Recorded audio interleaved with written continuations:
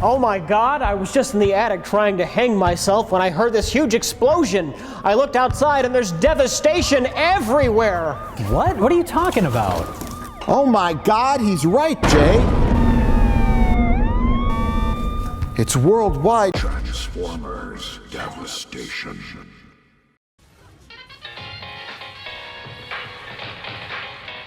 Here's another one.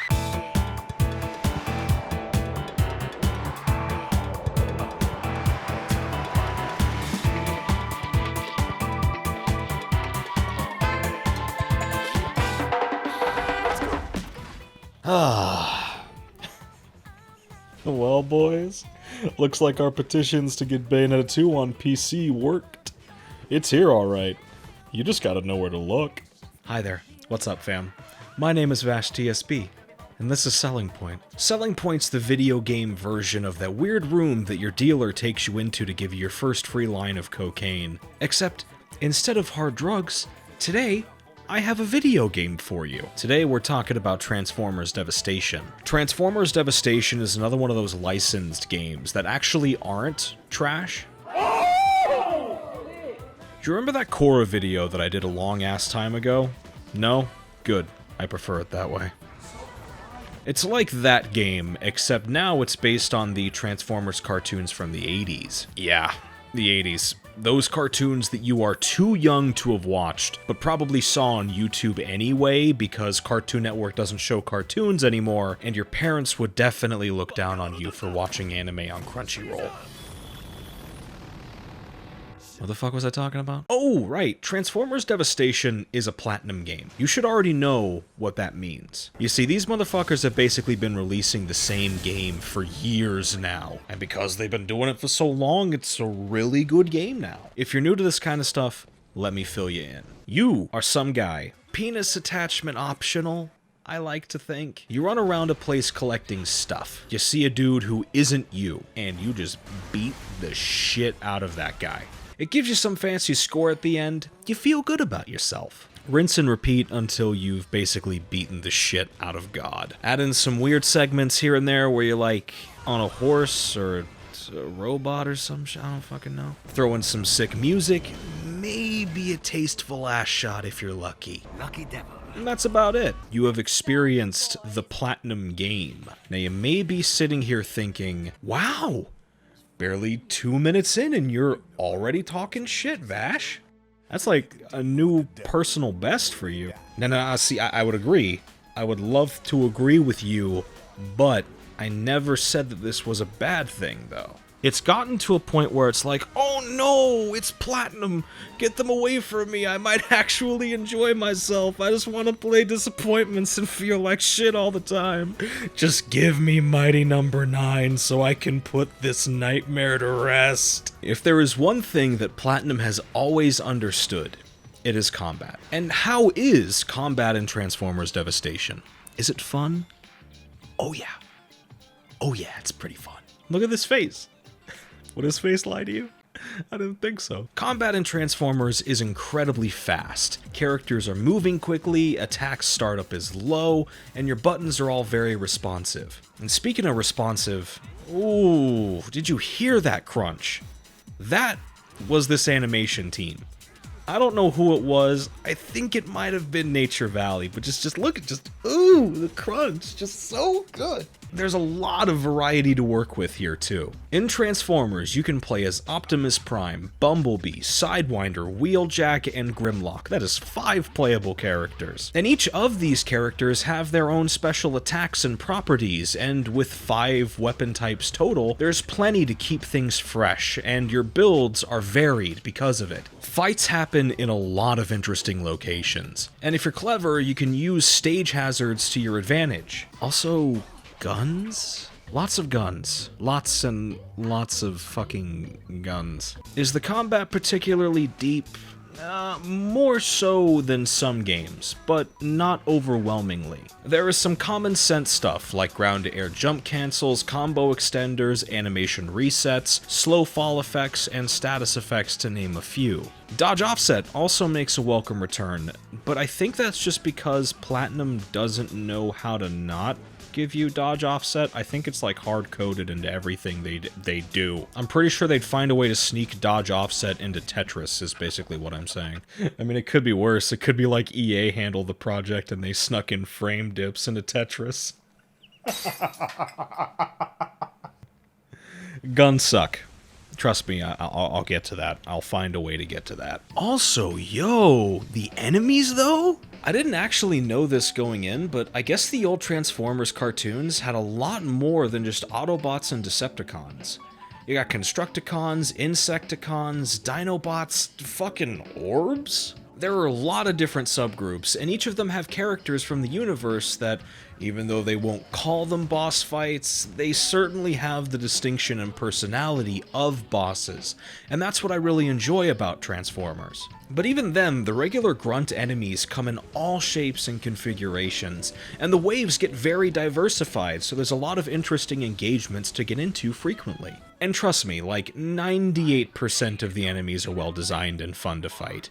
And that is way more than I can say for some games. I'm not going to name names, but I mean, 5 playable characters. I'm not drawing no comparisons here. No siree. Oh, right. They're robots in disguise because sometimes they're just fucking cars. Or dinosaurs. Okay, that fell apart quickly. The vehicle modes in Transformers are almost like Panther Within.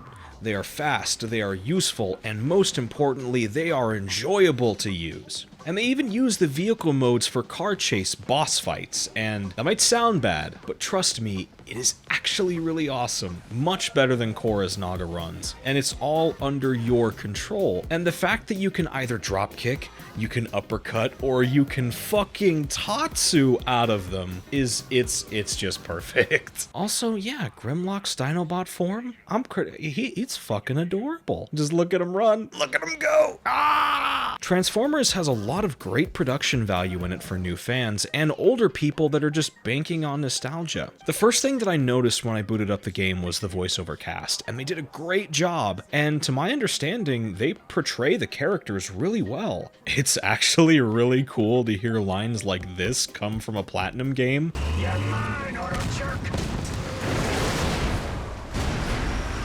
Let's see how you Autobots look on my hook! Whenever I think Platinum, for whatever reason, I just think lines like this. And your kind are? The kind of witches you don't fuck with. Oh, fuck me. Killing isn't fun in games. Remember that. Fuck all of it! The memes.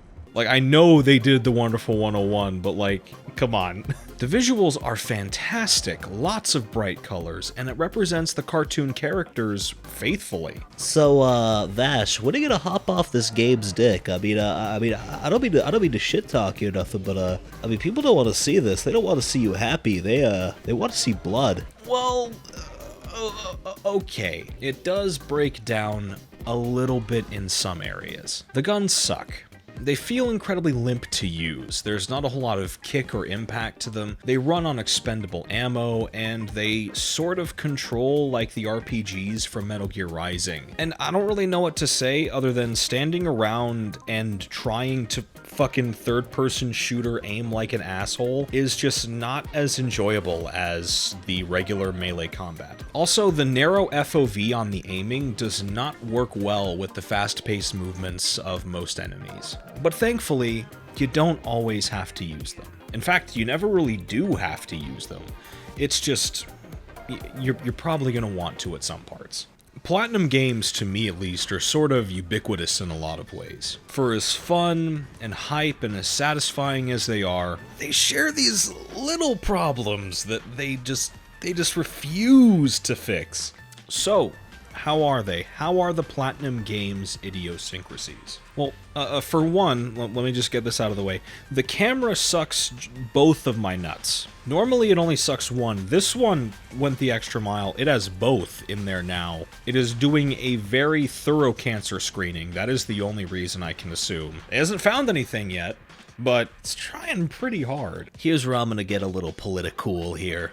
So, cameras in games are very binary in that they're either perfect or they're defective. The entire point of a camera in pretty much anything is to see shit. But as soon as something falls out of view for whatever reason, and it's tough to refocus on that object, then chances are your camera needs a lot of work. Now I know what you're thinking, and this really isn't an issue of enemies attacking from out of view, but in Transformers' case, there is no real hard lock-on. You just soft lock onto wherever your analog stick is pointing, and don't you just remember how fun that was in DMC? Yeah, it's not okay when Platinum does it either, boo. I'm sorry, it's a shit idea, and it doesn't feel good to use. Not only does this remove pretty much all directional inputs from the equation, but it also makes fast-moving, transforming enemies, like Starscream as a perfect example, incredibly awkward to work with because you're either trying to manually adjust the camera to keep up with him, or you're just mashing the third-person shooter auto-aim to get a fix on that person. And I don't even know why this is such an issue anymore. You guys made Bayonetta twice. You know lock-on works. Just fucking use it! And I know I'm usually a bit of a sourpuss about this sort of thing, but enemies attacking off-screen is actually an area where they made a lot of progress. Oh, don't get hype here. They still try to attack you off-screen, bless their hearts, but there's this little flashing arrow on screen whenever an enemy starts something. And this immediately transforms an interaction that was largely a guessing game into something that is visually oriented and fair. It doesn't detail exactly who or what though, so when this little thing pops up, it might as well be saying, I don't know where, I don't know when, but something awful is going to happen. But hell, it's a start, and if this visual approach were to be improved upon, it could alleviate this issue entirely. Platinum also tries to have a lot of variety in their games, usually in set-piece segments, but in Devastation, it's usually done with the game's mechanics as same as the regular play. And that's a great thing, but one boss fight in particular is varied from the others to a fault. It's this little orb that works by shooting lasers and making the floor disappear beneath you in chunks. If you can DPS race it down quickly, then it's probably not an issue, but as we'll get into soon, if your gear isn't up to a standard, then the fight can just become this little precision platforming boss that became repetitive very quickly. To put it another way, a couple of attempts at varying up the gameplay fall short of the quality mark, and not even close to a deal breaker. Especially on the higher difficulties, some Platinum games can have these moments of, what the fuck is happening on my screen? And there's only really one or two fights where I had that feeling here. The Devastator and Menasor fight in particular is a standout for this. This fight is hype as fuck. I love this setup and this premise, but too big. These guys, too big. Their fucking scale makes it tough to keep up with both of them when they're active. Oh yeah, and the platforming can get just a little awkward, just a lot. Most of that has to do with the camera though. Since it is a flat angle over the shoulder, you can have some issues with depth perception, especially if you're a larger Autobot like Optimus or Grimlock. Watch out, boss. It's the enemy of player interaction. QTEs and stick waggling. QTEs and stick waggling. This is something that they do in pretty much all of their games, and it's pretty fucking annoying. I'll be open, it's pretty fucking annoying. But here they've actually taken a few steps to dial that shit down. And the number of times you get stunned into needing to fucking fap the shit out of the stick is not as often as a game like Metal Gear Rising. And thank fuck for that, because seriously here, Platinum, I'm not gonna say that you owe me a new DualShock 3, but I am saying that I did not wear out this pad by playing Ori and Oregon Trail, you feel me? Also, hey, speaking of controllers, this isn't a fucking controller options menu, dude. Like, really, guys? In all of your games, you've never done rebindable controls, and it's just ridiculous at this point. Just once, for me, do it. Put custom controls in your games. You might like it. Just saying. Actually, no, I take that back. I shouldn't have to sell this to you like a bag of cheeseburgers. This is just common courtesy at this point. I know you're technically capable of doing it. You're just choosing not to. Please, man! I fucked your dick!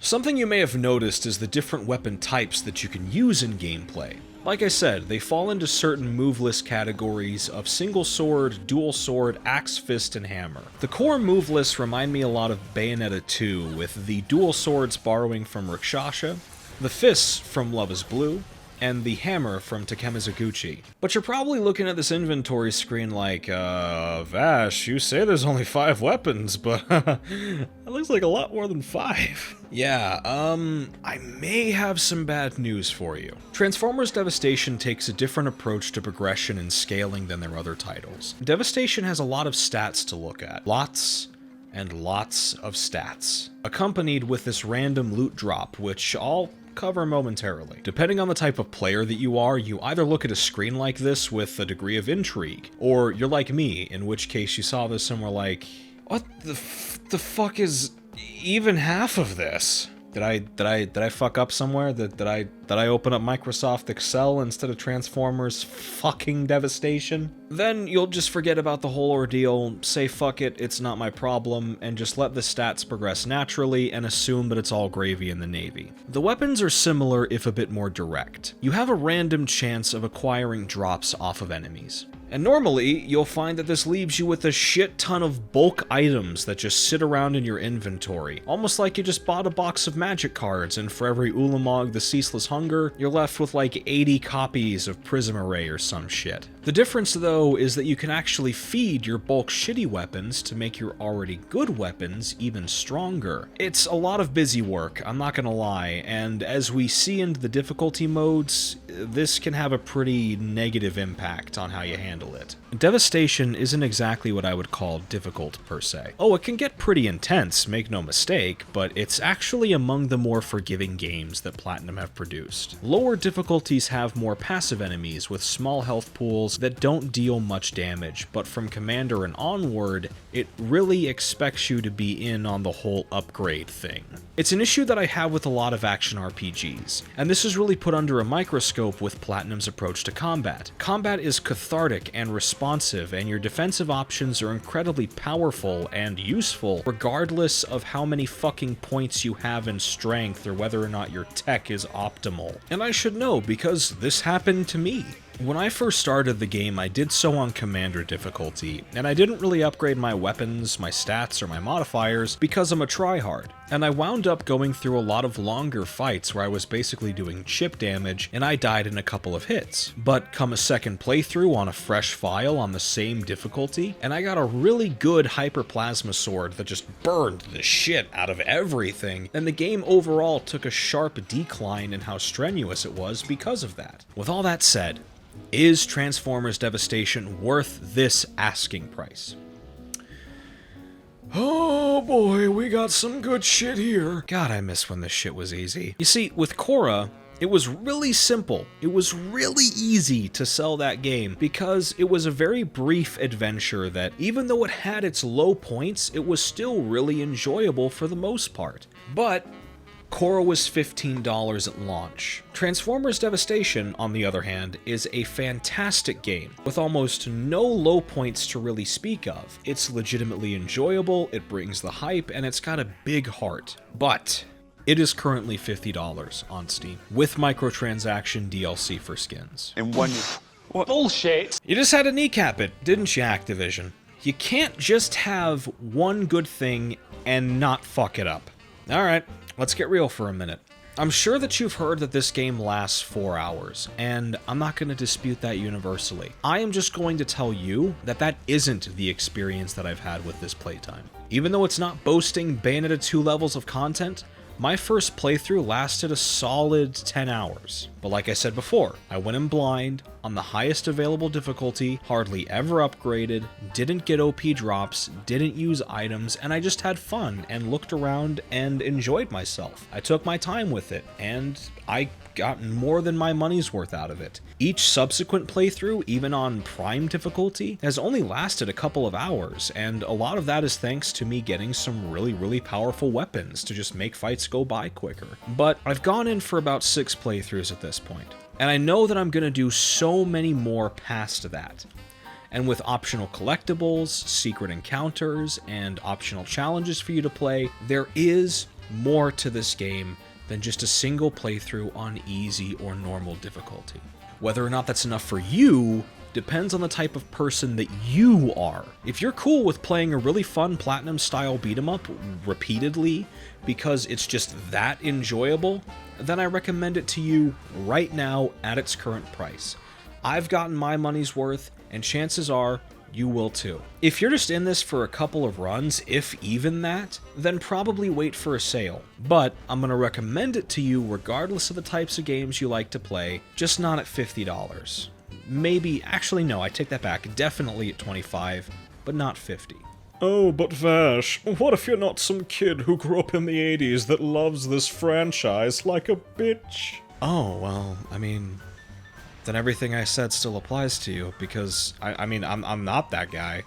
I didn't grow up with this franchise in the 80s, and I don't feel any deep passion for this franchise. Not in any way, but I still came away loving both the gameplay, the premise, and the characters, and I have faith that you will too.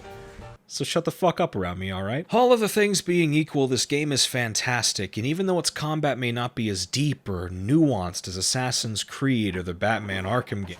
Oh, what's good, Vash? Holy shit, Sam! What are you doing here? Fuck! Sam! Holy shit! There's beer buddy? How's it going? There's beer everywhere! What are you doing here? Why are you in my house? How did you get here? Where am I going? Ryder! That's a detail. Where? That's a detail. Did you see my... What did you do to my dogs? Don't worry. They're tired. They're just tired. What did you do to my dogs? They're just tired. Why did you come here? What are you doing here? Do I have to call 911? You gotta play Dark Souls with me. What? You gotta play Dark Souls with me. Wait. What? You showed up for that? Yeah? I'm sorry. I'm gonna need a minute. I'm so used to Pokey. Just like every time I try to do something, just we should totally do that sometime. Like and you actually turned out. That's awesome. Yeah, I mean that's what a reliable friend does. I mean, look at me. Look how reliable I am. Well, okay. I really didn't. Okay, I'm gonna come sit down now. I'm gonna come sit down now. All right. Okay. Yeah, it's cool, man. It's all good. Sam! I'm here. Why did you bring nothing but Pabst Blue Ribbon?